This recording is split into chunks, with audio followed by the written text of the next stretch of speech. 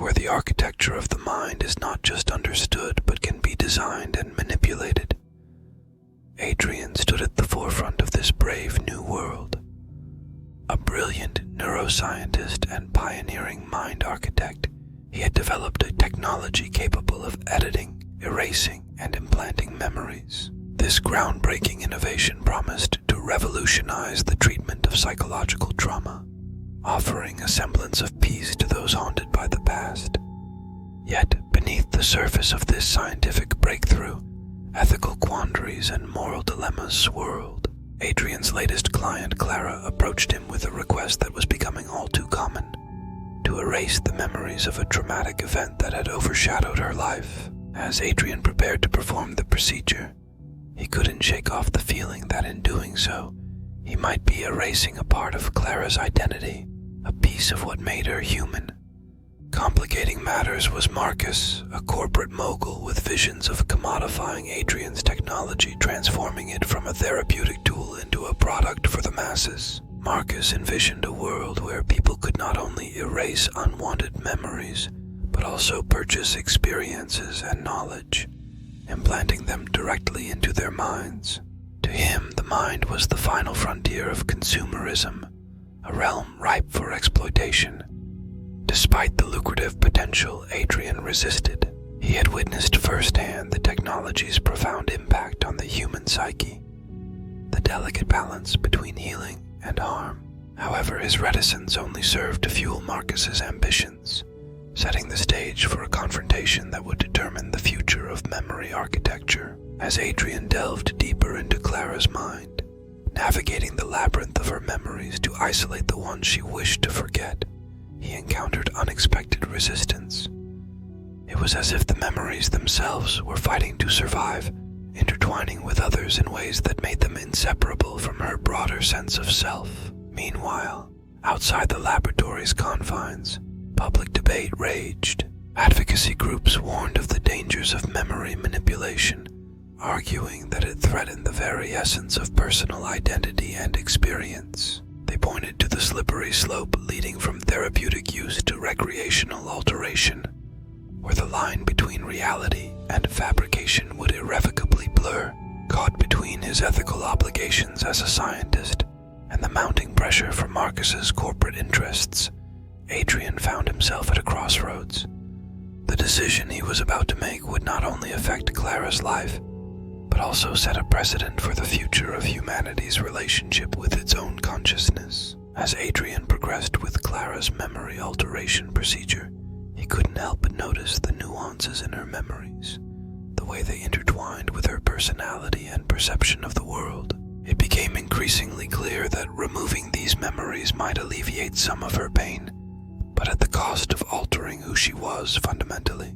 This realization hit Adrian with the full weight of his responsibilities as the creator of this technology. He began to question not just the ethics of erasing memories, but the very nature of memory itself, and its role in shaping human experience. Meanwhile, Marcus, ever the opportunist, saw Adrian's hesitation as a weakness to be exploited. He launched a public relations campaign, painting a utopian picture of a future free from trauma, pain, and regret, all made possible by Adrian's technology. The public, fascinated by the prospect of such a world, began to clamor for access, putting pressure on regulatory bodies to fast-track the technology's approval for widespread use. Caught in the crossfire of public opinion and personal ethics, Adrian sought counsel from his mentor, Dr. Helena Rossum, a renowned ethicist and neuroscientist. Dr. Rossum advised Adrian to consider the long-term implications of his work, reminding him that humanity's greatest strength lay in its ability to adapt, learn, and grow from its experiences, both good and bad. Fueled by Dr. Rossum's advice, Adrian made a controversial decision. He would complete Clara's procedure, but with a modification. Instead of erasing her traumatic memories, he would dampen their emotional impact, allowing her to retain the memory but reducing the pain associated with it. This compromise preserved the integrity of Clara's experiences while providing her with relief from her suffering. The success of Clara's procedure marked a turning point in the debate surrounding memory technology. Adrian published a comprehensive ethical framework for the use of memory manipulation, emphasizing the importance of consent, the preservation of core memories, and the distinction between healing and altering the essence of human experience. Marcus, however, was undeterred, viewing Adrian's ethical guidelines as an obstacle to his vision of a new market for memories. He began developing his own version of the technology, one with fewer safeguards and more appeal to the consumer-driven society. The stage was set for a confrontation between Adrian's ethical vision and Marcus's commercial ambitions. As Adrian rallied the scientific community and advocacy groups to his cause, Marcus leveraged his corporate influence, sparking a societal debate that would determine the future direction of human evolution. In the midst of this conflict, Adrian received a message from Clara. She expressed her gratitude for the procedure, noting how it had changed her life. She felt like herself again, not because her memories were gone, but because she could now live with them. Her words reaffirmed Adrian's belief in the potential for technology to heal without erasing the essence of who we are. The clash between Adrian's ethical use of memory technology and Marcus's commercial ambitions came to a head in a public debate, broadcasted live across the nation. The debate was not just about the technology itself, but the very fabric of human experience and the ethics of altering memory. Adrian, calm and collected, articulated his vision of a world where memory technology served to heal rather than to change the essence of human nature. He argued that memories, even painful ones, were fundamental to the human experience, shaping individuals and society in profound ways.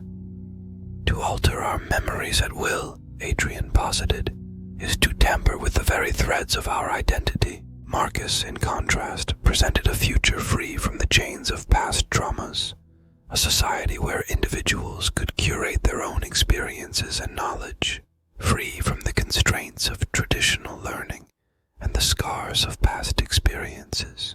His vision appealed to the desire for a pain-free existence, a world where technology could solve the deepest human afflictions. The debate stirred a national conversation about memory, identity, and the role of technology in shaping human destiny. In the weeks that followed, Adrian's perspective began to resonate with the public. Stories emerged from individuals who had undergone memory alteration, sharing how the loss of even the most painful memories had left them feeling incomplete, disconnected from the continuum of their own lives. Faced with a growing wave of public skepticism, Marcus's plans for a commercial rollout of his version of the memory technology faced significant hurdles. Regulatory bodies influenced by the public debate and the ethical framework proposed by Adrian implemented strict guidelines for the use of memory technology, emphasizing therapeutic applications and safeguarding the integrity of personal and collective memory. In a surprising turn of events, Clara became an outspoken advocate for Adrian's cause. Her testimony, detailing her journey through the memory alteration procedure and how it ultimately led to a deeper understanding and acceptance of her past, was powerful. Her story, echoing the sentiments of many who had experienced the procedure, underscored the importance of memory in defining the human experience. Meanwhile, Adrian continued to refine his technology, focusing on its application in therapeutic settings. He developed protocols for its use that were rooted in ethical principles, ensuring that the technology served to enhance the human condition rather than diminish it. As the story of the Mind Architect concludes, Adrian reflects on the journey he has undertaken.